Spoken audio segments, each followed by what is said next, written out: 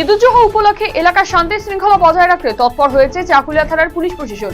Islampur police জেলা প্রশাসনের উদ্যোগে এবং চাকুলিয়া থানার ব্যবস্থাপনায় অপ্রীতিকর ঘটনা রুখতে চাকুলিয়ার কালীবাড়ি, পাটহাটি, শকুন্তলা, বালিগুড়া সহ বিভিন্ন এলাকায় মোতায়েন করা হয়েছে পুলিশ এবং সিভিক ভলেন্টিয়ার।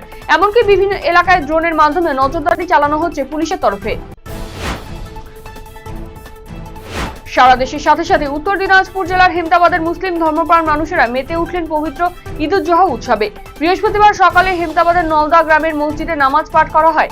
নামাজ পাঠ শেষে একে অপরকে আলিঙ্গন করে ঈদুজ্জোহা শুভেচ্ছা জ্ঞাপন করা হয়। উৎসবের আবহে বকরি ঈদ পালিত হলো দেশ জুড়ে। বৃহস্পতিবার ভোর থেকেই ভিড় জমতে থাকে মালদা জেলার গাজলের বিভিন্ন ঈদগাহ ময়দানে। নতুন পোশাকে বিপুল সংখ্যক মুসলিম ধর্মের মানুষেরা ঈদের নামাজে অংশ নেন। নামাজ শেষে দেশ এবং জাতির মঙ্গল কামনায় বিশেষ দোয়া এবং মোনাজাত করা হয়। পাশাপাশি বিশ্ব শান্তি, সম্প্রীতি এবং সকল মানুষের সুখ সমৃদ্ধির জন্য প্রার্থনা করেন তারা। অন্তঃসত্ত্বা স্ত্রীকে খুনের ঘটনায় অভিযুক্ত পলাতক স্বামীকে পাকড়াও করল চাকুলিয়া থানার পুলিশ। গত 21শে মে চাকুলিয়া থানার ভোলাগাছি এলাকায় অন্তঃসত্ত্বা স্ত্রী আজমেরি খাতুনকে খুনের অভিযোগ ওঠে স্বামী মৌলানা আব্দুল রহিমের বিরুদ্ধে।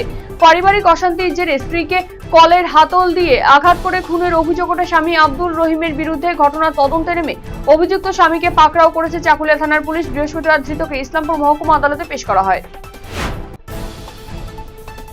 বৃহস্পতিবার বিশ্বজুড়ে উদযাপিত হচ্ছে ত্যাগের উৎসব ঈদুল আজহা।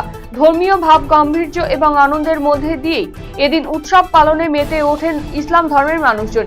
এদিন মালদার কালিয়াচকে সুজাপুর ঈদগাহ ময়দানে ঈদের নামাজ পাঠে অংশ নেন বহু মুসলিম ধর্মপ্রাণের মানুষ।